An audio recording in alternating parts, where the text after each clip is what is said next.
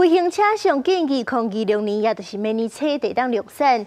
欧洲国家斯洛伐克是表示讲，因当地一间公司飞行车 Aircar 又搁推出新的版本，广告讲只要300公尺长的跑道就会当起飞，一只是按算要卖60万的英镑，好代票2400万。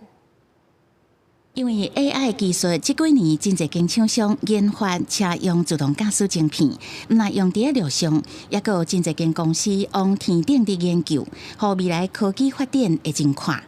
斯洛伐克交通运输管理局是讲，2022年是乌克兰因远景公司的飞行车原型 L 卡适航证书，延伸的动力是由 BMW 提供，只需要300公尺长的跑道就会当起飞。这台双人座的飞行车佫杀出上新的版本，并且会伫2026年初开始卖，价销伫60万英镑，差不多是代票2400万。You can pack your aircraft in your garage, and then you can go from A to B without needing any taxi, etc. So I'm expecting a great demand. 克莱因远景公司表示，因的头一届起飞是2021年，到目前已经飞行将近170点钟，起飞甲降落的次数嘛超过500届。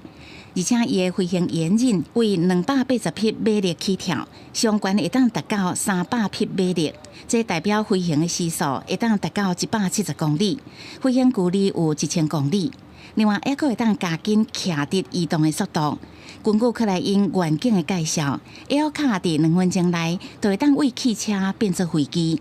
不过专家是讲，因为是陆空两用的交通工具，唔是有汽车驾照就会当上路。 There are many complications. Obviously, a person flying it needs a pilot's license. That's very different from an Uber driver or something like that. Next, of course, is you've got to have the appropriate levels of airworthiness certification. 航空分析师是解说，为了要达成陆空两用的愿望，飞行车的设计一定是爱做调整。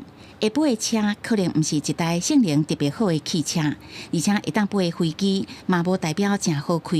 所以飞行车的卖将爱有心理准备，可能无亲像因所想的遐尔厉害。公司新闻新乐培编译。